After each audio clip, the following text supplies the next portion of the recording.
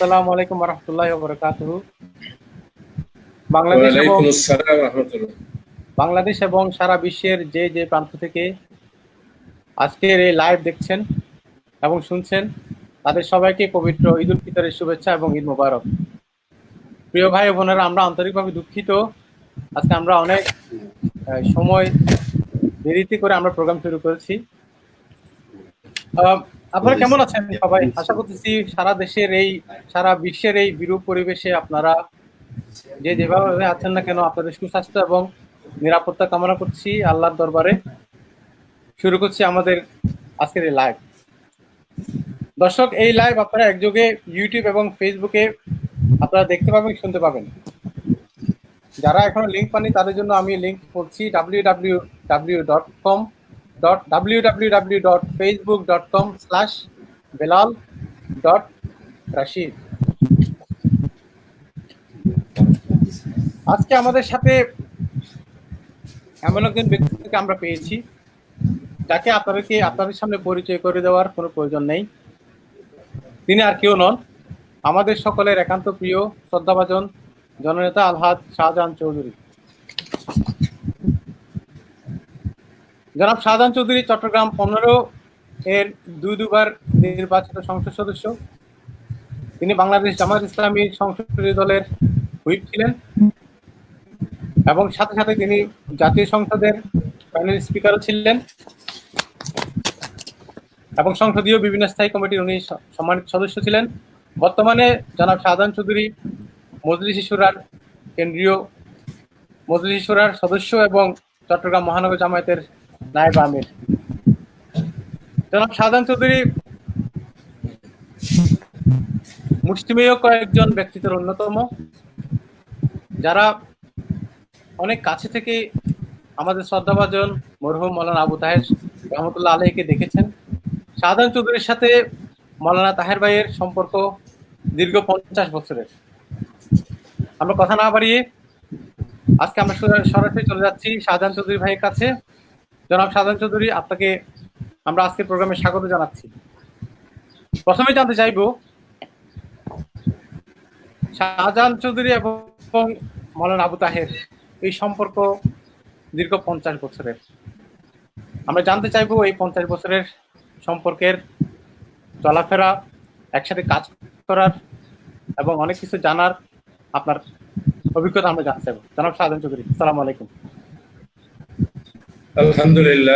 আলহামদুলিল্লাহ ওয়া কাফা ওয়া সালামুন আলা ইবাদিহিল্লাযীনা ইসতাফা, আম্মা বা'দ। সম্মানিত আজকের লাইভে আমাদের জাতি এবং ইন্টারন্যাশনালি যারা দেখছেন, তাদের সবাইকে আমি আন্তরিকভাবে শুভেচ্ছা জানাচ্ছি। এই সুযোগে আপনাদের সবাইকে মাহে রমজানের পর শাওয়ালের চাঁদের ঈদ উল ফিতরের সবাইকে ঈদ শুভেচ্ছা জানাচ্ছি। ঈদ মুবারক, ঈদ মুবারক, ঈদ মুবারক। আমাকে আমার ভাই ব্যারিস্টার সাহেব প্রশ্ন করেছেন,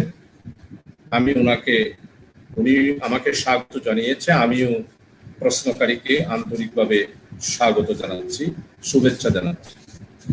অধ্যক্ষ মরহুম মৌলানা আবু তাহের সাহেব, আমি আমার কথা শুরুর আগেই ওনাকে শ্রদ্ধার সহিত স্মরণ করছি এবং আল্লাহ তাআলার দরবারে ওনার মাগফিরাত কামনা করছি। আমি দৃঢ়ভাবে বিশ্বাস করি মাহে রমজানের মাগফিরাতের 10 দিনেই তাহের ভাইকে আল্লাহ তাআলা করেছেন, উনি ইন্তেকাল করেছেন। আল্লাহ তাআলা, আমি ওনাকে জানাজার নামাজ আদায় করেছি এবং কবরে আমি নিজে শুয়ে দিয়েছি। একজন জান্নাতি পুরুষের যেই চেহারা, আল্লাহ তাআলা অধ্যক্ষ মৌলানা আবু তাহের সাহেবকে সেই জান্নাতি চেহারা আল্লাহ তাআলা নসিব করেছে। আমাদের বিশ্বাস আল্লাহ তাআলা অবশ্যই ওনাকে ক্ষমা করে আল্লাহর রহমতের চাদরের ছায়াতলে আশ্রয় দিয়ে ওনাকে অবশ্যই আলেমে বরজখের জিন্দেগিতে জান্নাতের তামাম নিয়ামত দিয়ে আল্লাহ তাআলা বরকত করে দিয়েছেন। আল্লাহ তাআলা এবং আপনারা যারা শুনছেন তাদেরকেও অনুরোধ করব, আপনারা সবাই আবু তাহের সাহেবের জন্য দোয়া করবেন, মাগফিরাতের জন্য। আল্লাহ তাআলা যেন ওনাকে জান্নাতুল ফেরদাউস এবং জান্নাতের আলা মাকাম নসিব করেন। সম্মানিত শ্রোতাবৃন্দ, অধ্যক্ষ মৌলানা তাহের সাহেব একটি জীবন এবং একটি ইতিহাস। ওনার সাথে আমার প্রথম পরিচয় একটি দর্সে হাদিসের মাধ্যমে 1970 সালে, তাও মাহে রমজানের সময় একটা প্রশিক্ষণশালাতে উনি দর্সে কোরআন দিয়েছিলেন। তখন উনি দারুল উলুম আলিয়া মাদ্রাসা উনি ছাত্র ছিলেন। তখন উনি ফাজেলের ছাত্র ছিলেন, অর্থাৎ তখনকার দিনের যেটাকে উলা বলা হতো। সেই দারুল উলুম মাদ্রাসাতে প্রশিক্ষণ ক্যাম্পে উনি একটা হাদিস দিয়েছিলেন। সেটা হলো মাওলানা মরহুম আব্দুর রহিম সাহেব রহিমুল্লাহ রচিত হাদিস শরীফ, এবং এই হাদিস শরীফের বিষয় ছিল ইন্নামা আমালু বিন্নিয়াত। এটার উপরে উনি যে দর্শে হাদিস দিয়েছিলেন, এখনো আমার জীবনে চলার পথে উনার হাদিসের সেই বাণীগুলা এবং উনার সেই কথাগুলা আমার কানে এখনো ধ্বনিত হয়, এবং আমি আমার জীবনের মধ্যে সেই দর্শে হাদিস থেকে প্রেরণা পাই। শিক্ষা প্রশিক্ষণ বৈঠকের পর থেকে শুরু করে আজকে 2020 সাল, উনি দুনিয়া থেকে চলে গেলেন 2020 সালের মে মাসে। এই 50 বছরে অনেক কিছু স্মৃতি উনার সাথে জড়িত হয়েছে। বিশেষ করে উনি ছাত্র আন্দোলন, পরবর্তী পর্যায়ে আমাদের প্রিয় জন্মভূমি বাংলাদেশের স্বাধীনতার পর উনি বাংলাদেশ ইসলামী ছাত্র শিবির প্রতিষ্ঠা হওয়ার পর উনি ইসলামী ছাত্র শিবিরের কেন্দ্রীয় সভাপতি হয়েছিলেন।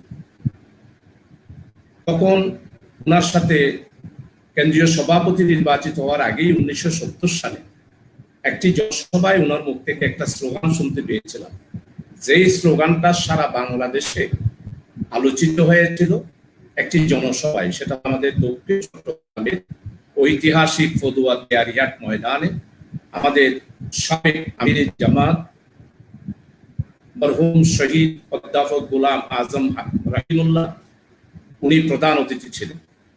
সেই জনসভায় আমাদের সাবেক আমির জামাত অধ্যাপক গোলাম আজম সাহেবের বক্তৃতার পূর্বে শোনার সময় যে স্লোগানটা ধ্বনিত করেছিলেন সেটা হলো সমাজতন্ত্রের আসল জন প্রফেসর গোলাম আজম। প্রফেসর গোলাম আজম সেই ধ্বনিত স্লোগান পরবর্তী পর্যায়ে 1970 সালের জাতীয় নির্বাচন এবং তৎকালীন পূর্ব পাকিস্তানের প্রতিটা গ্রামে গঞ্জে, গলিতে গলিতে, শহরে, রাস্তাঘাটে তখনকার দিনে ইসলামপন্থী যারা ছিলেন, গণতান্ত্রিক আন্দোলনের সময় যারা নেতৃত্ব দিয়েছেন, যারা কর্মী ছিলেন, সবার মুখে মুখে এই স্লোগানটা ধ্বনিত হয়েছিল, সমাজতন্ত্রের আসল জন অধ্যাপক গোলাম আজম, কমিউনিস্টের আসল জন অধ্যাপক গোলাম আজম। এ থেকেই আপনারা বুঝতে পারেন যে অধ্যক্ষ মৌলানা আবু তাহের সাহেব বিশেষ করে আন্দোলনে, সংগ্রামে উনার যেই ভূমিকা এবং উনি উনার যেই দূরদর্শিতার পরিচয় উনি দিয়েছেন, উনার এই দুইটা স্লোগান আমার মনে হয় আমিরি জামাতের নায়কত্বের পরেও আমরা সারা আমাদের স্বাধীন সার্বভৌম বাংলাদেশের আমিরি জামাতের এই সম্বর্ধনাতে এই স্লোগানটাই উচ্চারিত হয়েছে। প্রিয় আপনারা যারা দর্শক রয়েছেন তাদের কাছে আমি অধ্যক্ষ মৌলানা আবু তাহের সাহেবের এই স্মৃতিটা প্রথমেই একদিকে দর্শে হাদিস, এরপরে হচ্ছে রাজনৈতিক ময়দানে উনার স্লোগান। উনি অত্যন্ত জনবান্ধব একজন নেতা ছিলেন এবং ওনার মধ্যে সাহাবায়ে কেরাম রাদিয়াল্লাহু তাআলা, বিশেষ করে হযরত আবু বকর সিদ্দিক রাদিয়াল্লাহু আনহু যে চরিত্র আমরা পড়েছি, উল্লেখিত আমরা যেটা পেয়েছি আমাদের অধ্যক্ষ মৌলানা আবু তাহের সাহেবের জীবনেও হযরত আবু বকর সিদ্দিক রাদিয়াল্লাহু তাআলার চরিত্র আমরা প্রতিটা ওনার জীবনের প্রত্যেকটা পরতে পরতে এটা পরিস্ফুটিত হয়েছে এবং উনি ওনার জীবন থেকে আমরা সাহাবায়ে কেরাম রাদিয়াল্লাহু তাআলা যেই জীবন চুরি সেটাই আমরা ওনার মধ্যে দেখতে পেয়েছি। বিশেষ করে দীর্ঘদিন ওনার সাথে চট্টগ্রাম মহানগরীতে কাজ করার সুযোগ হয়েছে। উনি যখন চট্টগ্রাম মহানগরী জামাতের সেক্রেটারি জেনারেল সেক্রেটারি হিসেবে দায়িত্ব গ্রহণ করেছেন, তখনও আমি চট্টগ্রাম মহানগরী জামাত ইসলামীর সাথে সম্পৃক্ত ছিলাম। পরবর্তী পর্যায়ে উনি যখন চট্টগ্রাম মহানগরী জামাতের মাওলানা শামসুদ্দিন সাহেব রহিমুল্লাহর পরে উনি যখন মহানগরীর আমির হিসাবে শপথ গ্রহণ করলেন, তখন এক বছরের মাঝামাঝি মাথায় আমিও চট্টগ্রাম দক্ষিণ জেলা জামাতের আমির হিসাবে দায়িত্ব পালন করেছি, আমির হিসাবে শপথ গ্রহণ করেছি। বিশেষ করে উনি মহানগরীর আমির আর আমি দক্ষিণ জেলা আমির, এইভাবে করে 10টা বছর ওনার সাথে একসাথে কাজ করা, আমিরের দায়িত্বশীল হিসাবে ওনার সাথে কাজ করার সুযোগ হয়েছে। রাজনৈতিক ময়দানে, সাংগঠনিক ময়দানে এবং বিশেষ করে সাংগঠনিক জনশক্তিকে তরবিয়ত দেওয়ার ক্ষেত্রে, প্রশিক্ষণ দেওয়ার ক্ষেত্রে ওনার যে ভূমিকা আমি নিজের চোখে দেখেছি এবং নিজে উপলব্ধি করেছি, আমি সেই অনুসারে আমার নিজের জেলাতে ওনার বিভিন্ন বক্তৃতা, ওনার বিভিন্ন বিবৃতি এবং ওনার বিভিন্ন প্রশিক্ষণ ক্যাম্পের মধ্যে ওনার বিশেষ করে হাদিস, এগুলোর মাধ্যমে ওনার জীবন সম্পর্কে আমার একটা বিশাল ধারণা তখন থেকে জন্ম দিয়েছে। অধ্যক্ষ মাওলানা আবু তাহের সাহেব শুধুমাত্র একজন সাংগঠনিক ব্যক্তি ছিলেন না, উনি চট্টগ্রাম মহানগরীর আমির হিসাবে দায়িত্ব পালন করার ক্ষেত্রে উনি অল্প দিনের মধ্যে তখনকার দিনের স্বৈরাচার বিরোধী এরশাদের বিরুদ্ধে যে আন্দোলন হয়েছিল, সেই আন্দোলনে চট্টগ্রাম মহানগরীতে অনন্য ব্যক্তি হিসাবে প্রতিষ্ঠা লাভ করেছিলেন। গণতান্ত্রিক আন্দোলনে ওনার ভূমিকার কারণে উনি 1985 সনে স্বৈরাচারী এরশাদ সাহেব ওনাকে গ্রেপ্তার করেছিলেন। তৎকালীন সময়ে দীর্ঘদিন উনি কারাভোগ করেছেন। ওনার সাথে গ্রেপ্তার হয়েছিল আমাদের কেন্দ্রীয় নেতা আলহাজ মরহুম মাওলানা শামসুদ্দিন সাহেব এবং আমার অত্যন্ত পরম শ্রদ্ধাভাজন ব্যক্তিত্ব এবং আমার দায়িত্বশীল এবং নেতা মাওলানা মনিরুল হক চৌধুরী সাহেব। আর এক ব্যক্তি উনি জনাব বদিউল আলম সাহেব, উনি চট্টগ্রাম মহানগরী জামাতের তৎকালীন সেক্রেটারি ছিলেন, উনিও গ্রেপ্তার হয়েছিলেন। ওনাদের গ্রেপ্তারের মাধ্যমে মধ্য দিয়ে চট্টগ্রাম মহানগরীতে জামাত ইসলামের কাজ, জামাত ইসলামের সাথে জনগণের সম্পর্ক এবং অধ্যক্ষ মাওলানা আবু তাহের সাহেব রাজনৈতিক ব্যক্তিত্ব হিসাবে এবং তৎকালীন ইসলামী ছাত্র শিবিরের কেন্দ্রীয় সভাপতি হিসাবে চট্টগ্রাম মহানগরীতে আনাচে কানাচে সর্বস্তরের সচেতন মানুষ, দলমত নির্বিশেষে, সরকারি দলের যারা ছিল তারাও, বিরোধী দলের যারা ছিল, অন্যান্য রাজনৈতিক দলের নেতৃবৃন্দ যারা ছিল, জনগণ যারা ছিল, তাদের কাছে উনি অত্যন্ত পপুলার, উনি অত্যন্ত জনপ্রিয় একজন ব্যক্তি হিসাবে চট্টগ্রাম মহানগরীতে রাজনৈতিক ময়দানে উনি ভূমিকা রেখেছেন।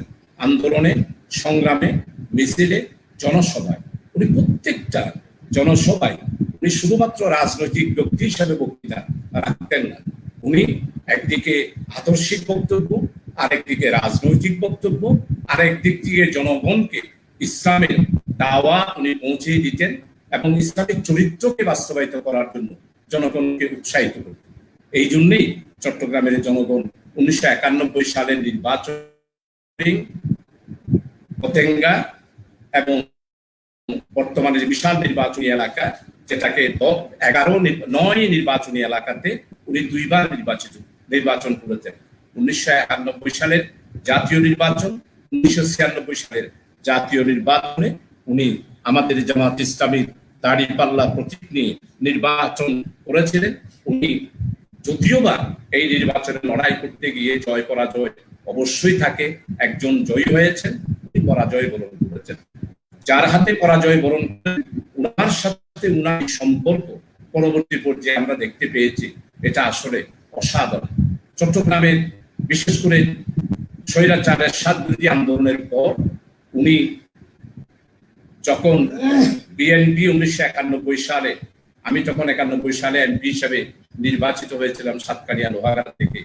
আপনারা জানেন তখনকার যারা বিশেষ করে আমার সাথে যারা নির্বাচন করেছিলেন, যারা মরহুম আখতারুজ্জামান চৌধুরী সাহেব, এরপরে হচ্ছে জনাব মুস্তাফিজুর রহমান সাহেব তাদের শীষ নিয়ে, আর আখতারুজ্জামান বাবুল সাহেব নৌকার প্রতীক নিয়ে। আমাদের এই চট্টগ্রামের মধ্যে বিশেষ করে এই যে গণজাগরণ এবং এর স্বাধীনতা আন্দোলনের জনগণকে ঐক্যবদ্ধ করা, এই এবং আমাকেও নির্বাচিত করার ক্ষেত্রে অধ্যক্ষ মৌলানা আবু তাহের সাহেবের চট্টগ্রাম মহানগরী আমির হিসেবে, জামাতের নেতা হিসেবে ওনার ভূমিকা ছিল অনন্য। উনি যেমন সাংগঠনিক নেতা ছিলেন, তেমনি ভাবে জনবান্ধব নেতাও ছিলেন। কর্মীদের প্রতি ওনার দরদ এবং সাংগঠনিক কাজে ওনার যে জীবনকে উৎসর্গ করে দেওয়া, এটা আমার মনে হয় একটা অনন্য এবং বিরল একজন মানুষ হিসাবে চট্টগ্রামের মানুষ ওনাকে আজকে উনি দুনিয়াতে নেয়, ওনাকে অবশ্যই স্মরণ করছেন। গণতান্ত্রিক আন্দোলন, মানুষের অধিকার আদায়ের আন্দোলন এবং চট্টগ্রামকে বাণিজ্যিক রাজধানী ঘোষণা করার ক্ষেত্রে, বাণিজ্যিক রাজধানী ঘোষণার দাবিতে লালদিঘির ময়দানে জামাত ইসলামের পক্ষ থেকে উনি এই সবচেয়ে বেশি বলিষ্ঠ বক্তব্য রেখেছিলেন, ওনার কাছে দাবিও করেছেন। আপনারা জানেন, আলহামদুলিল্লাহ পরবর্তী পর্যায়ে বিএনপি সরকার গঠন করার পর 2001 সালে বেগম খালেদা জিয়া, সাবেক প্রধানমন্ত্রী, উনি চট্টগ্রামকে বাণিজ্যিক রাজধানী হিসেবে ঘোষণা করেছিলেন। এরপরে চট্টগ্রাম সিটি কর্পোরেশনের জনগণের বিভিন্ন দাবি দাওয়া আদায়ের ক্ষেত্রে অধ্যক্ষ মৌলানা তাহের সাহেবের ভূমিকা ছিল অনন্য। এই জন্য আজকে উনি দুনিয়া থেকে চলে যাওয়ার পর চট্টগ্রামের সর্বস্তরের মানুষ যার সাথে দেখা হয়, আজকে একটা জিনিস উল্লেখ করতে হয়, আমি সেই দিন একটা জানাজায় গেলাম, সেই এলাকার আওয়ামী লীগের যিনি সভাপতি উনি আমার পাশে দাঁড়িয়েছিলেন।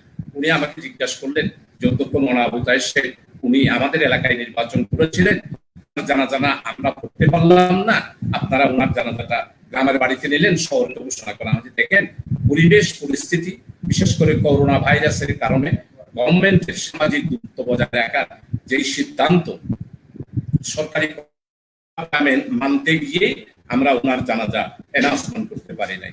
আওয়ামী লীগের উনি বললেন যে ওনার মতো আমি আওয়ামী লীগ বললেও অধ্যক্ষ মৌলানা আবু তাহের সাহেবের সাথে আমি ওনাকে অত্যন্ত শ্রদ্ধা করে সম্মান করতাম এবং উনি আমার বাড়িতে এসেছেন এবং আমার সাথে ওনার ব্যক্তিগত সম্পর্ক ছিল। আমি এটার মাধ্যমে এটাই বুঝাতে চাই যে রাজনৈতিক মত পার্থক্য থাকতে পারে, কিন্তু ব্যক্তি হিসাবে আওয়ামী লীগের লোক, জাতীয় পার্টির লোক এবং ইসলাম পন্থী আর অন্যান্য ইসলামী দল যারা ছিল তাদের সাথে ওনার একটা গভীর সম্পর্ক। চট্টগ্রামের ওলামা হযরতকে ঐক্যবদ্ধ করার ক্ষেত্রে ওনার ভূমিকা ছিল অনন্য। উনি আলেমদের মাঝে একজন আলেম হিসাবে, আলেমের দ্বীন হিসাবে চট্টগ্রাম মহানগরীতে ওনার পরিচয় ছিল আকাশ ছুঁয়ে। উনি আলেমদের মাঝে অত্যন্ত শ্রদ্ধাশীল ব্যক্তি ছিলেন। উনি আলেমদেরকে হিসেবে বিশেষ করে ইমামদেরকে সংগঠিত করা এবং মাদ্রাসার শিক্ষকদেরকে সংগঠিত করা এবং আলেমদের সবাইকে সংগঠিত করে এই দেশের বুকে একটি ইসলামী কল্যাণময় রাষ্ট্র কায়েম করার জন্য যে আন্দোলন, সেই আন্দোলনে আলেমদেরকে সক্রিয়ভাবে অংশগ্রহণের ক্ষেত্রে আমার মনে হয় নেতৃত্ব দিয়েছিলেন অধ্যক্ষ মৌলানা আবু তাহের সাহেব। আজকে উনি দুনিয়া থেকে চলে গিয়েছেন। আমি ব্যক্তিগত জীবনে আসলে ওনার ব্যক্তিগত লাইফ ছিল, আমি যেটা আগেও বলেছি, উনি সাহাবায়ে কেরাম, বিশেষ করে খোলাফায়ে রাশিদিন হযরত আবু বকর সিদ্দিক ওনার ব্যক্তিগত জীবনে বিশেষ করে ওনার চাল, ওনার চলন, ওনার কথাবার্তা আর ওনার চিন্তা, এরপরে হচ্ছে উনি যেই জীবন নির্বাহী করেছেন। আমির ছিলেন, আনোয়ারার একজন কৃতি সন্তান, এক বাপের এক ছেলে, তারপর চট্টগ্রাম মহানগরীতে এক খণ্ড জমি উনি কিনেন নাই এবং উনি ধনের পিছনে বিশেষ করে বইব পিছনে অধ্যক্ষ মৌলানা তাহের সাহেব পিছে ছুটেন নাই। উনি আনোয়ারার সন্তান হওয়ার পরেও আমি একজন নিঃস্ব মানুষ হিসেবে জীবনযাপন করেছেন এবং উনি জনগণকে দেওয়ার জন্য চেষ্টা করেছেন, রাজনীতি করে জনগণের কল্যাণ চেষ্টা করেছেন, নিজের ভাগ্য উন্নয়নের জন্য উনি কোনোদিন চিন্তা করেন নাই। ওনার দৈনন্দিন, ওনার সাপ্তাহিক, ওনার বাজার উনি নিজেই করতেন এবং ওনার রায়ের মধ্যে আমি দেখেছি যে উনি শুধুমাত্র পায়জামা, পাঞ্জাবি এবং তাও সংখ্যা ছিল অত্যন্ত লিমিটেড। আমি তো এটা এইভাবে বলবো যে আবু যার গেফারি রাদিয়াল্লাহু আনহু তাআলা আমাদের অধ্যক্ষ মওলানা আবু তাহের সাহেব সেভাবেই তার জীবনকে উনি পরিচালিত করে আজকে আমাদের কাছ থেকে বিদায় নিয়ে গিয়েছেন। এই জন্য তাহের ভাই ছিল চট্টগ্রাম তথা সারা বাংলাদেশের। পরবর্তী পর্যায়ে উনি তো জামাত ইসলামের অ্যাসিস্ট্যান্ট সেক্রেটারি জেনারেল হয়েছিলেন। এরপরে বেশি দিন আর উনি সুস্থ থাকতে পারলেন না। 2009 সাল থেকেই উনি অসুস্থ হয়ে পড়ে থাকলেন। কিছুদিন ভালো থাকলেও পরবর্তী পর্যায়ে উনি অত্যন্ত সিক হয়ে গেলেন এবং উনি আর কাজকর্ম তেমন করতে পারলেন না। আজকে বাংলাদেশ ইসলামী ছাত্র শিবির, বিশেষ করে স্কুল, কলেজ, মাদ্রাসা, আজকে এই যে ছাত্র শিবিরের প্রতিষ্ঠা এবং ছাত্র শিবিরের যে অগ্রযাত্রা, সেটা ওনার আমলেই শুরু হয়েছে। ওনার আমলটাই ছিল ছাত্র শিবিরের আমার মনে হয় স্বর্ণযুগ। উনি সেই কেন্দ্রীয় সম্মেলন করে সেই দিন ছাত্র আন্দোলনের মধ্যে সারা বাংলাদেশে উনি তাক লাগিয়ে দিয়েছেন। মরহুম শহীদ রাষ্ট্রপতি জিয়াউর রহমানও ওনার সেই ছাত্র শিবিরের সম্মেলন সম্পর্কে আমরা মন্তব্য যেটা উনি করেছিলেন সেটাও আমরা শুনতে পেরেছি। পরবর্তী পর্যায়ে প্রেসিডেন্ট জিয়াউর রহমান সাহেব ছাত্র শিবিরের এই কর্মী সম্মেলনকে কিভাবে মূল্যায়ন করেছিলেন। এই জন্য আজকে আমার দর্শকবৃন্দ এবং আপনারা যারা লাইভে আছে তাদের কাছে অনুরোধ করবো, অধ্যক্ষ মওলানা আবু তাহের সাহেব, বিশেষ করে আমি দক্ষিণ জেলার আমির হিসাবে এবং চট্টগ্রাম মহানগরী আমির হিসাবে, পরবর্তী পর্যায়ে আমিও চট্টগ্রাম মহানগরীতে উনি থাকা অবস্থায় আবার সেখানে কাজ করার জন্য সংগঠন দায়িত্ব দিয়েছিল। এই জন্য ব্যক্তিগতভাবে ওনার সাথে অনেক সফর, অনেক প্রশিক্ষণ বৈঠকে বক্তব্য এবং ওনার সাথে আমার জীবনের সাংগঠনিক জীবনের আমার তো মনে হয় আমার প্রায় দীর্ঘ সময় ওনার সাথে আমার অতিবাহিত করার সুযোগ হয়েছে। আজকে তাহের ভাই আমার মনে হয় চট্টগ্রাম মহানগরীতে কারোর সাথে রেগে কথা বলেছেন, উচ্চকণ্ঠে কথা বলেছেন, সেরকম কেউ বলতে পারবেন না। ওনার কোনো শত্রু ছিল না, ওনার কোনো শত্রু ছিল না। কেউ রেগে যাবে এইরকম কোনো বক্তব্য উনি রাখতেন না এবং কারোর সাথে সেই রকম আচরণ করতেন না। যার সাথে বিশেষ করে আজকে বলবো যে আমাদের আন্দরকিল্লা শাহে জামে আওলাদ রাসূল মরহুম খতিব সৈয়দ আব্দুল আহাদ আল মাদানী, ওনাকে আমার মনে হয় প্রতি মাসে একবার মসজিদ এবং ওনার পিছনে নামাজ পড়ার জন্য বিশেষ করে সৈয়দ সাহেব শুক্রবারে জুমাবারে যে খুতবা দিতেন, তখন উনি অধ্যক্ষ মওলানা আবু তাহের সাহেবকে ওনার হুজরা কানাতে এনেই ওনার সাথে উনি সম্পর্ক করতেন, ভালোবাসতেন শুধুমাত্র ইসলামী আন্দোলন এবং উনি একজন আলেমের দিন ছিলেন। সেই হিসাবে আওলাদ রাসূল সৈয়দ আব্দুল আহাদ আল মাদানী উনি ওনার সাথে ওনাকে সেইভাবে স্নেহ করতেন এবং ওনার জন্য উনি সব সময় ওনার জীবনের উন্নতির জন্য পরামর্শ সৈয়দ সাহেব দিতেন। আজকে চট্টগ্রাম শাহী জামে মসজিদের যিনি সৈয়দ সাহেব খতিব সাহেব এসেছেন, ওনাকেও চট্টগ্রাম আনার ক্ষেত্রে অধ্যক্ষ মওলানা আবু তাহের সাহেব একটা বিশাল ভূমিকা ছিল। উনি ভূমিকা নেন কারণ তৎকালীন সময়ে বিএনপি ক্ষমতায় ছিল। ওই ইসলামিক ফাউন্ডেশনের অধীনে ওনাকে চট্টগ্রাম মহানগরীর এই চট্টগ্রাম শাহী জামে মসজিদ আন্দরকিল্লা এখানে খতিব আনার ক্ষেত্রে সৈয়দ সাহেব হুজুর সেখানে অ্যাপয়েন্টমেন্ট দেওয়ার জন্য অধ্যক্ষ মওলানা আবু ওনার বৈঠক পরিচালনা, ওনার বক্তব্য, ওনার জীবনযাত্রা, ওনার চালচলন আমার মনে হয় সুন্নতে ইত্তেবায়ে রাসূল হিসেবে উনি জীবনযাপন করেছেন। আমি আজকে দুনিয়া থেকে চলে গিয়েছেন, আমি ওনার মাগফিরাত কামনা করছি। বিশেষ করে চারদলীয় জোট গঠনের ক্ষেত্রে এই যে 2001 সালে চারদলীয় জোট ক্ষমতায় আসলো, চট্টগ্রাম থেকেই চারদলীয় জোট গঠন হয়েছিল এবং এই চারদলীয় জোট চট্টগ্রামে স্বপ্ন দশটা এবং তৎকালীন বিএনপির সভাপতির বাসায় আমরাও ছিলাম। অধ্যক্ষ মওলানা আবু তাহের সাহেবের ভূমিকা অনন্য ভূমিকা ছিল চারদলীয় জোট গঠন করার ক্ষেত্রে। চারদলীয় জোট গঠনের পরে সর্বপ্রথম যেই সমাবেশ, সেই সমাবেশে জাতীয় নেতৃবৃন্দ চারদলীয় জোটের সবাই এসেছিলেন এবং সেটার উদ্যোগও গ্রহণ করেছিলেন অধ্যক্ষ মওলানা আবু তাহের সাহেব। আর সবচেয়ে বেশি উল্লেখযোগ্য হলো অধ্যাপক প্রফেসর গোলাম আজম সাহেব হাইকোর্ট থেকে আইনি লড়াইয়ের মাধ্যমে নাগরিকত্ব পাওয়ার পরে সর্বপ্রথম বাংলাদেশে যে সম্বর্ধনা হয়েছিল 16 জুলাই আমাদের লালদিঘির ময়দানে। আমার মনে হয় জামাত ইসলামের ইতিহাসে লাল দিঘির ময়দানের সেই বিশাল সমাবেশে অধ্যাপক গোলাম আজম সাহেবের সম্বর্ধনা এবং রাজনৈতিক ময়দানে জামাত ইসলামের প্রতিষ্ঠা, সেই লালদিঘির ময়দানের জনসভাটা আমার মনে হয় উল্লেখযোগ্য ছিল। বাংলাদেশে প্রফেসর গোলাম আজম সর্বপ্রথম জনসম্মুখে বক্তব্য রেখেছিলেন এই তাহের ভাইয়ের থেকে আয়োজিত চট্টগ্রামের এই বৃহত্তর সমাবেশে। এই সম্বর্ধনাতে প্রফেসর গোলাম আজম সাহেব রাহিমুল্লাহ উনি সেই দিন জাতিকে অ্যাড্রেস করে বক্তব্য রাখতে পেরেছিলেন। ওনার এই জনসভাকে বন্ধুল করার জন্য অনেকেই চেষ্টা করেছিল। আলহামদুলিল্লাহ আলহামদুলিল্লাহ সেই দিন ইসলামী জনতার কারণে প্রফেসর গোলাম আজম সাহেবের সম্বর্ধনা অত্যন্ত সাফল্যজনকভাবে জনসভা হয়েছিল এবং এখানে নেতৃত্ব দিয়েছিলেন অধ্যক্ষ মওলানা আবু তাহের সাহেব।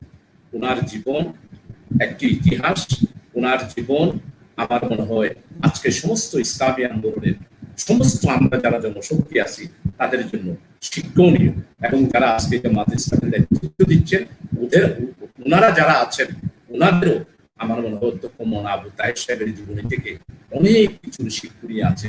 উনি দুনিয়ার পিছনে সময় দেন নাই, শুধুমাত্র বাংলাদেশের নির্যাতিত, নিপীড়িত, অসহায়, দুস্থ মানুষের কল্যাণের জন্য, একটি ইসলামী কল্যাণময় রাষ্ট্র কায়েম করার জন্যই ওনার জীবনকে উনি উৎসর্গ করেছিলেন।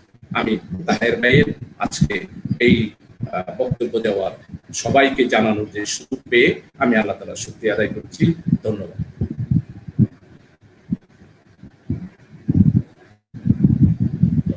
অনেক ধন্যবাদ শাহজাহান চৌধুরী সাহেব।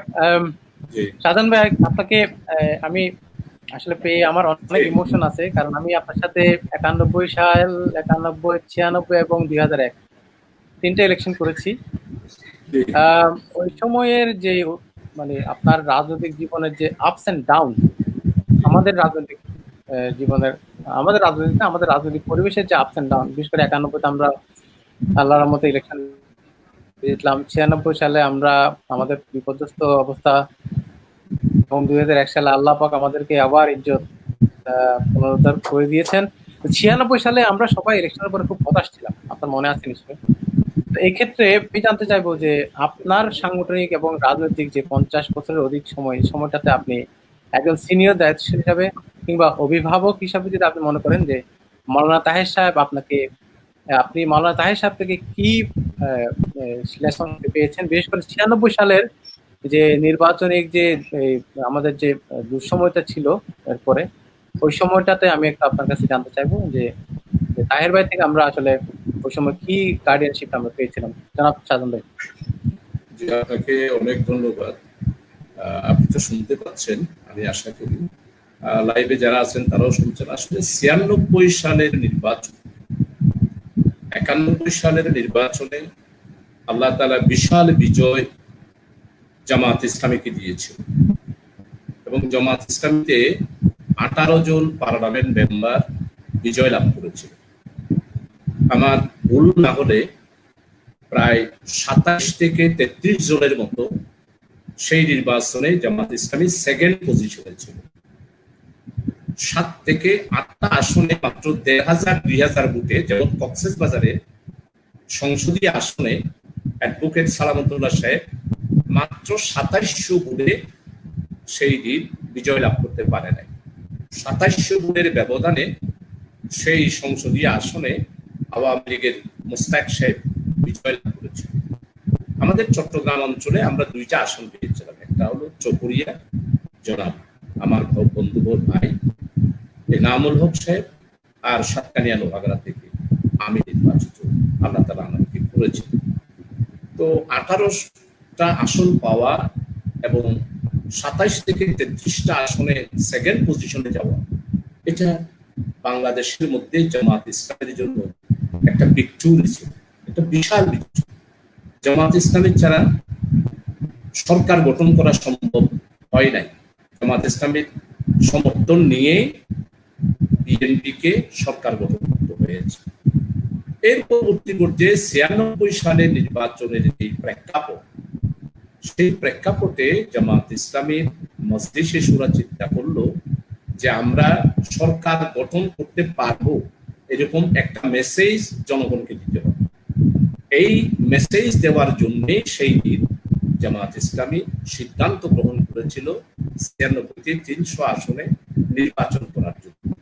দাঁড়িপাল্লার প্রতীককে সারা বাংলাদেশে প্রতিষ্ঠিত করা এবং পরিচিত করার জন্যই আমরা ৩০০ আসনে নির্বাচন করেছিলাম।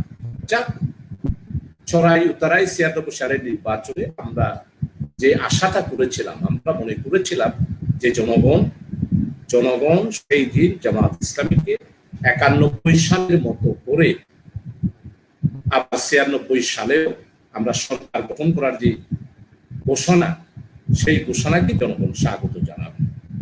জনগণ গ্রহণও করতে পারে, জনগণ ডিনায় করতে পারে। সেই অনুসারে ৯৬ সালের নির্বাচনে ৩০০ আসনে নির্বাচন করার ফলে জামাত ইসলামী সেই দিন হয়তো বিজয় লাভ করতে পারে নাই ১৮টা আসনে, কিন্তু ৩টা আসনে বিজয় লাভ করেছিল। একটা আল্লামা হযরত মাওলানা দেলোয়ার হোসেন সাইদি সাহেব, উনি এখন কারাগারে বন্দী আছেন। এরপরে কাজী শামসুর রহমান সাহেব সাতক্ষীরা আসনে। এরপরে হচ্ছে বিশিষ্ট মুক্তিযোদ্ধা মিজানুর রহমান চৌধুরী সাহেব নীলফামারী। এরপরে সারা দেশেই আমরা পরাজয় করলাম। আমাদের আসলে সেই পুরো জনশক্তির মাঝেই একটা বিশাল, আমি বলবো যে সেই দিন আমরা সবাই বিমর্ষ হয়ে গিয়েছিলাম যে এইরকম রেজাল্ট আমরা কোনোদিনও আশা করি নাই। তো আমাদের তাহের ভাইয়ের একটা ৯৬ নির্বাচনের ব্যাপারে এবং নির্বাচনের পরে ওনার মূল্যায়ন, আমরা যেই বক্তব্যগুলা বিভিন্ন সময় শুনেছি, একটা বক্তব্য আমিরি জামাতের সামনেই ওনার বক্তব্য শুনেছি, পরবর্তী পর্যায়ে আমাদের চট্টগ্রামের মধ্যে একটা অ্যানালাইসিস ওনার বক্তব্য আমরা শুনেছি। তো আমি যেটা ৯৬ সালের নির্বাচনের ব্যাপারে উনি সবচেয়ে যেটা বলেছিল যে আমরা একটা মানে বাংলাদেশের আগামী দিনের ইসলামী বিপ্লবের ব্যাপারে আমরা একটা যাচাই বাছাই করে ফেলতে পারলাম যে জনগণ যে ইসলামী বিপ্লবের জন্য তৈরি হয় নাই, এই নির্বাচনে আমরা এটাই বুঝতে পারলাম। এই জন্য আমাদেরকে এটার উপরেই ভিত্তি করে আগামী দিনের পরিকল্পনা নিতে হবে। এই বক্তব্যটাই তাহার ভাই দিতেন এবং আমরাও ওনার বক্তব্যের দেশ তুলে আমরাও বললাম যে এখনো বাংলাদেশে ইসলামী সরকার গঠন করার মতো পরিবেশ সৃষ্টি হয় নাই। আমাদেরকে এখন থেকে আমাদেরকে জনগণের অবস্থা এবং জনগণ আমাদেরকে যেভাবে গ্রহণ করেছেন এইটা ব্যাপারে আমাদেরকে ভবিষ্যৎ, আমার মনে হয় আমাদেরকে আন্দোলনকে পরিচালনা করার ক্ষেত্রে এটাকে লেসন হিসেবে গ্রহণ করতে হবে। এরপরে আরেকটা বিষয়, সেই ৯৬ সালে আমরা যদি বিএনপি এবং জামাত ইসলামী সেই দিন যদি ঐক্যবদ্ধভাবে নির্বাচন হতো তাহলে রেজাল্ট হতো একরকম। আমরা পৃথকভাবে নির্বাচন করার কারণে জনগণ মনে করেছে যে ৯৬ সালে যে আওয়ামী বিরোধী যেটা জনগণ ছিল, এটা ডিভাইড হয়ে যাওয়ার কারণে সেই দিন আওয়ামী লীগ বিজয় লাভ করেছে। খুব অল্প সিট নিয়েই সরকার গঠন করেছিল। আপনারা সবাই ইতিহাস সাক্ষী। সেদিন যেই আসম আব্দুল রব সাহেব জাতীয় পার্টিদেরকে নিয়ে ওনাদেরকে সরকার গঠন করতে হয়েছে। তো ৯৬ সালের নির্বাচনের পরবর্তী পর্যায়ে উনি তো বিশাল ভূমিকা রেখেছেন আর সংগঠনকে শক্তিশালী করার জন্য, এবং ৯৬ সালের এই পরাজয়ের উপরেই আমাদেরকে আগামী দিনে বিজয় লাভ করার জন্য কর্মসূচি গ্রহণ করতে হবে। সেটার ভিত্তিতেই তো ৪ দলীয় জোট গঠন হলো। আর সেই ৪ দলীয় জোট গঠন হওয়ার কারণেই ২০০১ সালে আওয়ামী লীগের পতন হলো। ৪ দলীয় জোট সরকার গঠন করলো। জামাত ইসলামী ২টা মন্ত্রিত্ব পেল, জামাত ইসলামী একটা হুইপ পেল, জামাত ইসলামী স্ট্যান্ডিং কমিটির ২ জন মাওলানা আব্দুস সোবহান সাহেব মরহুম রহমতুল্লাহ আলাই, এরপরে আল্লামা হযরত মাওলানা দেলোয়ার হোসেন সাইদি সাহেব ধর্ম মন্ত্রণালয়ে, এরপরে পিটিশন মন্ত্রণালয়ের দায়িত্ব পেলেন। সংসদীয় কমিটির চেয়ারম্যান হলেন, সভাপতি হলেন মাওলানা আব্দুস সোবহান সাহেব মরহুম রহমতুল্লাহ আলাই। এইভাবে করেই তো ৯৬ সালের পরাজয়ের পর ২০০১ সালে সেই পরাজয়কে শিক্ষা হিসাবে গ্রহণ করে আমরা ঐক্যবদ্ধভাবে 2001 সালে আবার বিজয় লাভ করলাম আওয়ামী লীগের প্রথম।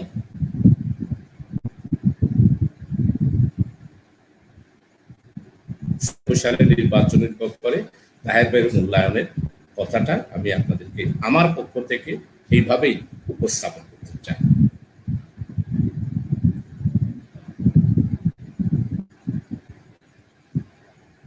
জি,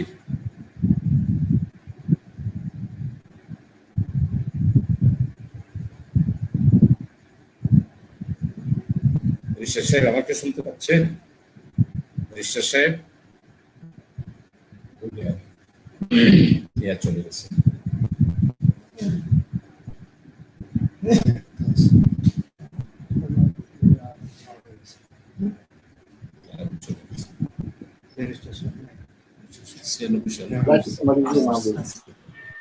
সালাম ভাই, আমাকে শুনতে পাচ্ছেন?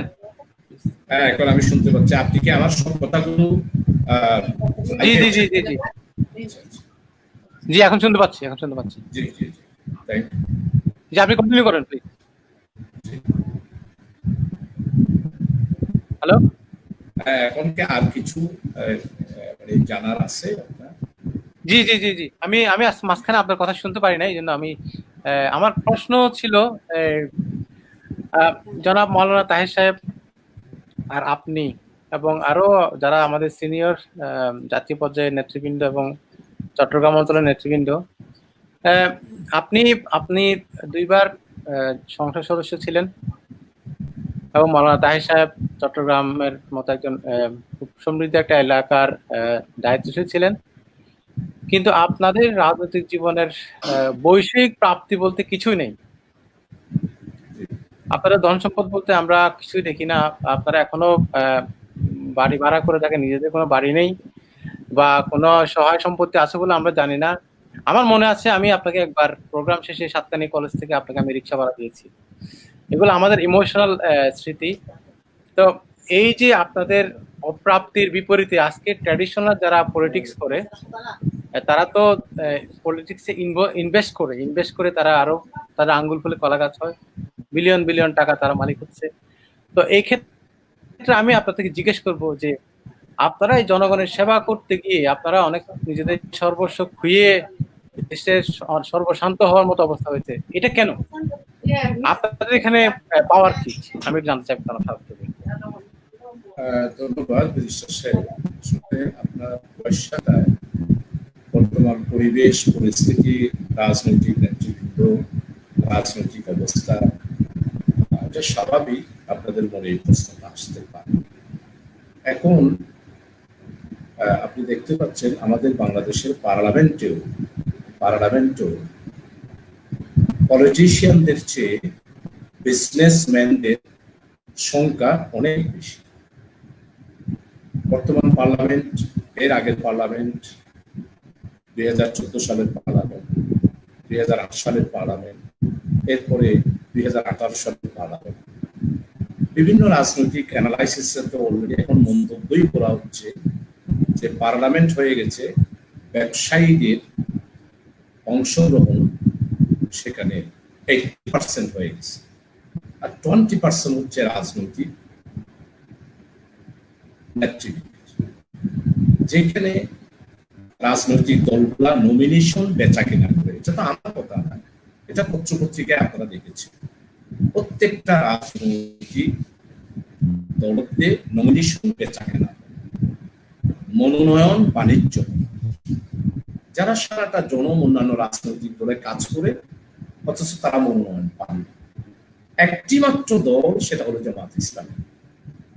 জামাত ইসলামী যাকে যেই এলাকাতে জামাতের জনশক্তিরা নির্বাচিত করার জন্য বাছাই করেন, উনি সেখানে বিনা প্রচারে, বিনা লবিংয়ে সেখানে উনি প্রার্থী। জামাত ইসলামী আর অন্যান্য রাজনৈতিক দলের মধ্যে তো বিশাল পার্থক্য। জামাত ইসলামীর উদ্দেশ্যটাই হচ্ছে আন্দোলনের মাধ্যমে, সংগ্রামের মাধ্যমে এই দেশের জনগণের মুক্তির জন্য রাসূলুল্লাহ সাল্লাল্লাহু আলাইহি ওয়াসাল্লাম মদিনায় মুনাওয়ারাতে যে ইসলামী রাষ্ট্র কায়েম করেছিলেন, খেলাফত কায়েম করেছিলেন, জামাত ইসলামীও সেই রকম খেলাফত কায়েম করতে চান। আপনি আমাকে প্রশ্ন করেছেন, আমাকে 1400 বছর আগে মুহাম্মদ রাসূলুল্লাহ সাল্লাল্লাহু আলাইহি ওয়াসাল্লামের খোলাফায়ে রাশিদিনদের জীবনী আমার মনে হয় আমাদের কাছে পরিষ্কার। হযরত আবু বকর সিদ্দিক রাদিয়াল্লাহু আনহু সিদ্দিক ছিলেন, উসমান রাদিয়াল্লাহু আনহু উনি বিশাল অর্থশালী ছিলেন। এভাবে অনেক সাহাবা ইকরামের উদাহরণ আছে। ওনারা ইসলামের ছায়াতলে আসার পর,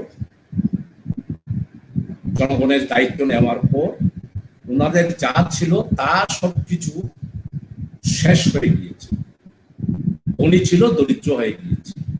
জামাত ইসলামীও ঠিক সেই আদর্শের ভিত্তিতেই কাজ করে, যেটা অন্য কোনো রাজনৈতিক দলের মধ্যে আমার মনে হয় দেখা যাবে। আজকে অধ্যক্ষ মাওলানা আবু তাহের সাহেবের এই লাইভে আমি আপনাকে আমার মনে হয় উল্লেখ করতে হবে, তাহের ভাই এক বাপের এক ছেলে, ওনাদের নিজস্ব কবরস্থান। ওনার বাড়িটা দেখেন, উনি একজন ছাত্র নেতা ছিলেন, জামাতের কেন্দ্রীয় নেতা ছিলেন। কিন্তু আপনারা নিশ্চয়ই হয়তো আমরা ওনার লাশ নিয়ে যাওয়ার পর, আমি আগেও গেছি ওনার বাড়িতে, ওনার আব্বা একজন প্রতিষ্ঠিত আলেম ছিল, সহায় সম্পত্তি ছিল। কিন্তু ওনার লাশ নিয়ে যাওয়ার পর, ওনার ইন্তেকালের পর ওনার বাড়িটা আপনারা নিশ্চয়ই ফেসবুকের মধ্যে দেখেছেন, আধা টিনের ছাউনির একটা বাঁশের একটা বাড়ি, ছোট্ট বাড়ি। এটার মধ্যে ওনার আব্বা যে করেছেন, উনিও ঠিক সেভাবে বসবাস করেছেন। উনি ভাড়াটিয়া বাড়ির মধ্যে চট্টগ্রামেও ছিলেন, ঢাকাতেও ভাড়া বাসাতেই জীবনযাপন করেছেন। তো আজকে যেটা আমার মনে হয় আমাদের জামাত ইসলামের প্রত্যেকটা নেতৃবৃন্দ, আপনি মনজামি মরহুম শহীদ রাহিমুল্লাহ থেকে শুরু করে আজকে আলী হাসান মোহাম্মদ মুজাহিদ, আজকে 2 জন মন্ত্রী ছিল, ওনারা কোনো প্রাচুর্য রেখে যায় না ছেলেদের। তাহার ভাই যেভাবে করে জীবন করেছেন, জামাত ইসলামের প্রত্যেকটা লিডার সেটাই, সেই আদর্শ অনুসরণ করেই দায়িত্ব পালন করে। রাজনীতি মানে এখন বর্তমানে যেই ট্রেন্ড শুরু হয়েছে, রাজনীতি মানেই বিজনেস, রাজনীতি মানেই ব্যবসা, রাজনীতি এটাকে মূলধন করে আজকে সবাই যারা যেখানে ছিল সেখান থেকে আঙ্গুল ফুলে কোনো কাজ হচ্ছে। যেমন ধরেন অনেক এমপি, ইদানিং আমি বলতেছিলাম একজন এমপির বাড়িতে 15 কোটি ক্যাশ টাকা পাওয়া গিয়েছে, একজন সম্মানিত বর্তমান জাতীয় সংসদের সদস্যের বাসায়। তো এই জন্যে আমাদের জামাত ইসলামের আদর্শটাই যে ত্যাগ করা, ভোগের মাধ্যমে নয়, ত্যাগের মাধ্যমে। আমার মনে হয় চৌধুরী সাহেব শুনতে পাচ্ছেন? ব্যারিস্টার সাহেব, ব্যারিস্টার সাহেব শোনা যাচ্ছে? জি, শুনতে পাচ্ছি আপনার কথা। জি জি জি শোনা যাচ্ছে? জি জি জি আপনি শুনেন। শ্রোতা যারা আছেন, দর্শকবৃন্দ যারা আছেন, তাদেরকে আমি তাহের ভাইয়ের জীবন থেকে আমার মনে হয় আমাদের জামাত ইসলামী, তাহের ভাইয়ের যে আদর্শ ছিল এটাই আমাদের জামাত ইসলামের আদর্শ। আমাদের এই আদর্শের ভিত্তিতেই জামাত ইসলামী আজকে পরিচালিত হচ্ছে। আমাদের বাংলাদেশে আমার মনে হয় আমাদের নেতৃবৃন্দ যারা আছেন, তারা যারা প্রতিষ্ঠিত ছিল, তাদের সহায় সম্পদ যা ছিল তার থেকে আরো কমে গিয়েছে, কারো সহায় সম্পদ বাড়ে। আমিও ষড়যন্ত্রের মামলার মধ্যে পড়েছিলাম। আলহামদুলিল্লাহ বাংলাদেশে নয়, পাকিস্তান আমলের ইতিহাস থেকে বাংলাদেশের ইতিহাস 70 বছরের মধ্যে দুদক দুর্নীতি দমন কমিশনের মামলা দেওয়ার পর সেই মামলা থেকে সুপ্রিম কোর্ট থেকে রায় নিয়ে বেকসুর খালাস পাওয়া, আবার আমাদের যেগুলো বাজেয়াপ্ত করেছিল সেগুলো ফেরত দেওয়া, এটার ইতিহাস তো 70 বছরের মধ্যে কোনো রাজনৈতিক নেতা দেখাতে পারবেন।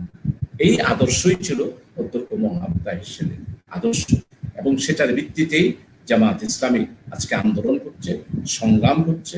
এই জন্য আজকে তো জামাত ইসলামীর আমার মনে হয় জনগণের মধ্যে এখন জামাত ইসলামী আল্লাহ মেহেরবানিতে আগের চেয়ে অনেক অনেক জনগণের মধ্যে আবেগ সৃষ্টি হয়েছে, সমর্থন সৃষ্টি হয়েছে। জামাত সম্পর্কে জনগণ জানার জন্য উৎসুক হয়েছে। সুযোগ পেলেই জামাত ইসলামীকে অবশ্যই জনগণের দায়িত্ব দেবে এবং জামাত ইসলামী সরকার করবে ইনশাআল্লাহ। এগুলো তাহের ভাইয়েরাই এই আদর্শ। জনাব শাহজাহান চৌধুরী ভাই, আমি সর্বশেষ দুটো সংক্ষিপ্ত প্রশ্ন করব, এটা একান্তই ব্যক্তিগত। প্রথমে আমি জানতে চাই, আপনি এবং মৌলানা তাহের সাহেব, আপনারা উভয়েই সম্ভ্রান্ত পরিবারের সদস্য যারা পারিবারিকভাবে প্রতিষ্ঠিত ছিলেন। আপনারা রাজনীতি করতে এসে যে ক্ষতির শিকার হয়েছেন ব্যক্তিগত জীবনে, আপনি কি মনে করেন যে তাহের ভাই এবং আপনারা কি অসন্তুষ্ট? আসলে ধন্যবাদ। আমি তো আসলে আপনার প্রশ্নের কারণে আমি আমার কথা বলার শক্তি আমি হারিয়ে ফেলেছি। তাহের ভাই জীবনে, আপনি কি শুনতে পাচ্ছেন আমাকে? শেষে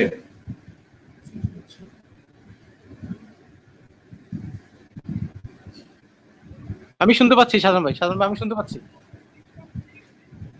হ্যালো, আমি শুনতে পাচ্ছি আপনার কথা। এখন শুনতে পাচ্ছেন? আপনার এই প্রশ্নের কারণে আমি আসলে অত্যন্ত বিমূঢ় হয়ে গেলাম। তাহের ভাইয়ের কাছে কোনোদিন আফসোস, কোন ধরনের হতাশা না পাওয়ার কোন বেদনা আমি ওনার মধ্যে দেখতে পাই। আমার ব্যাপারে আলহামদুলিল্লাহ আল্লাহ আমাকে ক্ষমা করুন। পাওয়া না পাওয়ার ক্ষেত্রে সামান্যতম কোন ধরনের আমার মধ্যে কোনো আফসোস বিনিয়োগ আমার লাইফের মধ্যে আমাকে পাই নাই। আলহামদুলিল্লাহ, আমরা হারাই নাই। আমরা দুনিয়ার জন্য রাজনীতি করি না, আমরা আখিরাতের মধ্যে কল্যাণ পাওয়ার জন্য এবং আল্লাহ তাআলার রেজামন্দি পাওয়ার জন্যই আমরা আন্দোলন করি। আসলে সত্যিকার অর্থে আমরা রাজনীতি করি, আমরা করি আন্দোলন। আমরা জনগণের মুক্তি চাই, কল্যাণ চাই। এই জন্যে আমাদের ইসলামী আন্দোলনের ইতিহাসটাই তো হলে, এই জন্য আমরা না পাওয়ার কোনো বেদনা আলহামদুলিল্লাহ আবু তাহের সাহেবের জীবনে পাই নাই। আমি তো বেঁচে আছি, আমার ব্যাপারটা পরবর্তী পর্যায়ে মূল্যায়ন হবে। আমি নিজে ব্যক্তিগতভাবে আজকে আমার শ্রোতাবৃন্দ এবং আমার দর্শকবৃন্দ, ভাই বোন, যারা আমার যুবক তরুণ বন্ধুরা যারা দেখছেন, তাদের কাছে বলবো, বিন্দু মাত্র আমার কাছে না, আমার আশেপাশে তো আমার আত্মীয় স্বজন অনেকেই আছেন, আপনারাও তো আমার আত্মীয় স্বজন, আপনিও তো আমার পরিবার সম্পর্কে সব জানেন। আমি ব্যক্তিগতভাবে না পাওয়ার বা আমাদের এই যে লাইফের মধ্যে এত নির্যাতন, নিপীড়ন, সুজাকতা, তাহের ভাই এই বিছনায় থাকা অবস্থায় ওনাকে গ্রেপ্তার করতে এসেছে, ওনার ছেলেকে নিয়ে গিয়েছে। তারপরেও উনি একদিনের জন্য বলে নাই যে আমাকে গ্রেপ্তার করতে এসেছে, আমাকে গ্রেপ্তার না করে মতো একটা ব্যবস্থা করুন। এইরকম কোনো কথা কি উনি কোনোদিন বলেছেন? না, গ্রেপ্তার করে নিয়ে গেলে জেলে নিয়ে যাবে, আমি জেলেই মরবো। এই কথাটাই তাহের ভাই 2011 সালে যখন দেখতে গেছি তখনও বলেছেন, 2012 সালে দেখা করতে গিয়েছি তখনও বলেছেন। পরবর্তী পর্যায়ে তো যেদিন আমি লাস্ট ওনার সাথে জানুয়ারি মাসে 2020 সালে 12ই জানুয়ারি ওনার সাথে আমি দেখা করতে গেলাম, উনি তো কথা বলতে পারেন নাই, শুধু আমাকে দেখেছেন, চোখের পানি ছেড়ে দিয়েছেন। আমি ওনাকে আমার গায়ের কাছে বুকের সাথে বুক মিলাতে না পারে ওনার শরীরটা আমি আমার কাছে নিয়ে গিয়েছি এবং উনিও চোখের পানি ফেলেছেন, আমিও চোখের পানি ফেলিয়েছি। এবং ওনার পরিবার, ওনার একটা ছেলে পুলিশের নির্যাতনের কারণে, নিপীড়নের কারণে, টর্চারের কারণে, রিমান্ডের কারণে ওই ছেলেটা আজকে এত বেশি মানে ভয় পায় নিজের চলার সময়, সে এখন তার আবার চলে গেছে।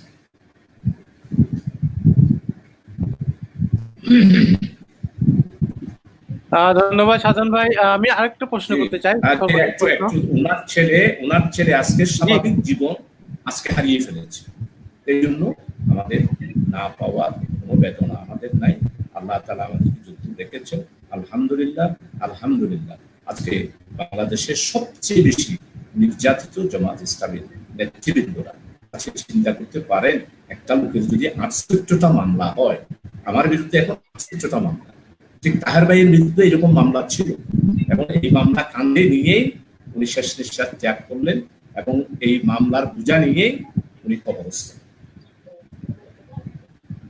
অনেক ধন্যবাদ সাধন ভাই। আমি আমার সর্বশেষ প্রশ্ন করব, সেটা হচ্ছে এই আপনার 50 বছরের রাজনৈতিক জীবন, তাহের ভাইয়ের সাথে আপনার যে জীবনটা গিয়েছে, আপনারা মানুষের যে পরিমাণ শ্রদ্ধা, ভালোবাসা, আন্তরিকতা পেয়েছেন এবং পাচ্ছেন, এবং ইনশাল্লাহ ভবিষ্যতে পাবেন আমি জানি, এটা কি আপনাদের সবচেয়ে বড় প্রাপ্তি নয়?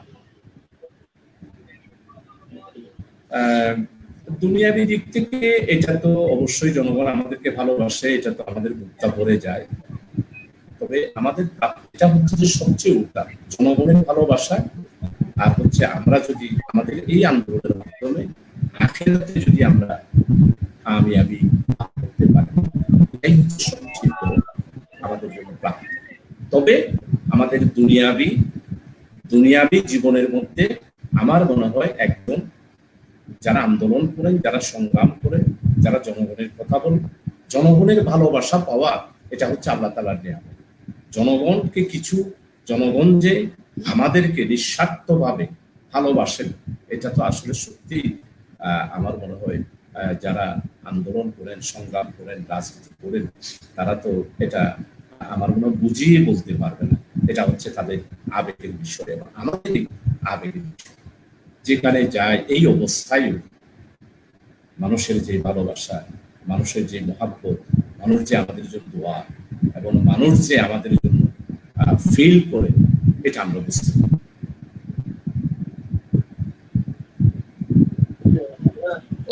অসংখ্য ধন্যবাদ জনাব শাহজাহান চৌধুরী সাহেব। আমি আপনার থেকে সংক্ষিপ্তভাবে আমাদের যারা দর্শক দেখছেন এবং শুনছেন তাদের জন্য আমি নসিহত হিসেবে আপনার কাছ থেকে আমরা সংক্ষিপ্ত কিছু কথা শুনতে চাই।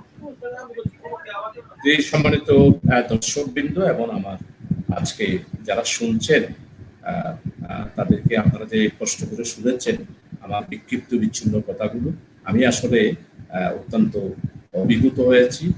বিশেষ করে আমি আন্তরিকভাবে ধন্যবাদ জানাচ্ছি ব্যারিস্টার আমার বেলাল চৌধুরী সাহেবকে। আমার ব্যারিস্টার সাহেব একটা সম্ভ্রান্ত পরিবারেরই সন্তান, লন্ডনে বসবাস করছেন। আপনি আমাকে সুযোগ করে দিয়েছেন, এই জন্য আমি আন্তরিকভাবে আপনারও শুকরিয়া আদায় করছি। আমি শুধু আমার দর্শকদের কাছে অনুরোধ করব যে আপনাদের সবার কাছে আমি এই মেসেজটা দিতে চাই যে বাংলাদেশের মানুষ আজকে যে অবস্থার মধ্যে আছে, যেই শ্বাসরুদ্ধকর অবস্থা, এর মধ্যেই আবার বিশাল করোনা ভাইরাস মহামারী, এটার কারণে বাংলাদেশের বর্তমানে যে অবস্থার সৃষ্টি হয়েছে, এখান থেকে উত্তরণের জন্য একটি মাত্র উপায়, সেটা হলো একদিকে আল্লাহর রহমত, আরেকদিকে হচ্ছে সৎ এবং যোগ্য নেতৃত্ব। দুর্নীতি, অনাচার, পাপাচার, ব্যভিচার, এগুলোর থেকে জাতিকে উদ্ধার করার জন্য অসৎ নেতৃত্ব থেকে খতম করে সৎ এবং যোগ্য নেতৃত্ব প্রতিষ্ঠা করার জন্যই আজকে আমার মনে হয় জনগণ চেয়ে রয়েছে সৎ নেতৃত্বের দিকে। এখন আমি আপনারা যারা আজকে আমাদের জন্য দোয়া করবেন, তাহের ভাইয়ের জন্য দোয়া করবেন, এবং আমরা যে আন্দোলন এবং যে সংগ্রাম, বিশেষ করে আমরা বাংলাদেশ জামাত ইসলামী আমরা যে কাজ করে যাচ্ছি, আমাদের আজকে রেজিস্ট্রেশন নাই, আমরা একটা সংগঠন হিসাবে আমরা রাজপথে কোনো কাজ করতে পারি না, এর মধ্যেও আজকে যেভাবে সংগঠন সুসংগঠিত আল্লাহর মেহেরবানি যেভাবে কাজ করে যাচ্ছে, আপনারা যারা আছেন সর্বাত্মকভাবে যার স্থান থেকে আপনাদের সবাইকে সহযোগিতা করার আহ্বান রেখে, এবং আমাদের অধ্যক্ষ মৌলানা আবু তাহের সাহেবের জন্য মাগফিরাতের জন্য আপনাদের সবার কাছে দোয়া চেয়ে আমিও যে আপনাদেরকে কিছু কথা পারলাম, এই জন্য আপনাদের সবার কাছে শুকরিয়া আদায় করে আপনাদের সবার কাছে দোয়া চেয়ে আমি আপনাদের কাছে আবারও বিনীতভাবে অনুরোধ করব যে আপনারা যার স্থান থেকে যারা শুনেছেন, আমার মনে হয় বাংলাদেশের জন্য, বাংলাদেশের মানুষের জন্য, বাংলাদেশটাকে বাঁচানোর জন্য আপনারা সবাই দোয়া করবেন এবং আমাদের আন্দোলনকে, আমাদের সংগঠনকে সর্বাত্মকভাবে আপনারা সহযোগিতা করবেন। এই আহ্বান রেখে আমার কথা এখানে শেষ করছি। ওয়ামা তৌফিক ইল্লা বিল্লাহ। আসসালামু আলাইকুম ওয়া রাহমাতুল্লাহ। জাযাকাল্লাহ খায়ের শাহজাহান ভাই, আপনাকে আমরা পেয়ে সারা বিশ্ব থেকে আমরা যারা দেখতেছি এবং শুনতেছি আমরা অনেক বেশি আমাদের কাছে এটা ইমোশনাল আপনাকে পাওয়াটা। আপনাকে অনেক ধন্যবাদ, আপনি সময় দিয়ে এত গভীর রাতে এসেছেন। আল্লাহ আপনাকে হায়াত দারাজ করুন। সবার কাছ থেকে আমরা দোয়া নিচ্ছি। আমি আপনাকে অনেক ধন্যবাদ জানিয়ে আমি আপনার সাথে কথা শেষ করছি। দর্শক, আপনারা আমার সাথে থাকবেন। আমি শাহজাহান ভাইকে একটু বিদায় দিই। আমি আপনার সাথে 2 মিনিট কথা বলবো, যে কথাগুলো আমি শাহজাহান ভাইয়ের সামনে বলতে পারবো না। প্লিজ আমাকে 2 মিনিট সময় দিবেন। সম্মানিত দর্শক শ্রোতা, যারা আপনার আজকে অনেক কষ্ট করে আপনারা শাহজাহান ভাইয়ের প্রতি ভালোবাসা দেখিয়ে 1.5 ঘন্টা ওয়েট করেছেন, আপনাদেরকে আমি শুকরিয়া জ্ঞাপন করে আমি আমি কথা শেষ করতে পারবো না। আপনারা যে কত বেশি ভালোবাসেন আমাদের দায়িত্বশীলদেরকে, এটা আজকে প্রমাণ। একটা দৃষ্টি আকর্ষণ আছে, those who are watching my non Bengali friends from Facebook, please I do apologize to you because it was a Bengali language program and I was taking interview with one of our prominent leaders. He was a member of parliament from Bangladesh. I really apologize for speaking on Bengali. Please accept my apology. আজকে যারা এখানে ছিলেন সাধারণ দর্শক এবং শ্রোতা, আপনার সাথে আমি যুক্ত হতে পেরে অনেক আনন্দিত। আশা করি আমাদের এই লাইভটা আপনারা উপভোগ করেছেন। ইনশাআল্লাহ আমরা আরো প্রোগ্রাম করব তাহের ভাইয়ের উপরে, এবং তাহের ভাইয়ের নেক্সট প্রোগ্রাম আমরা জানতে চাইবো যে যারা তাহের ভাইয়ের সাথে জামাত ইসলামী করেন নাই, এমন কোন লোক আছেন যিনি আমার সাথে কথা বলতে আগ্রহী, আমি ইনশাআল্লাহ ওনাকে নিয়ে আসবো। আপনারা আশা করি উপভোগ করবেন। বুধবারে আমি আবার লাইভ আসতেছি। সবাইকে অসংখ্য ধন্যবাদ। আসসালামু আলাইকুম ওয়া রাহমাতুল্লাহ।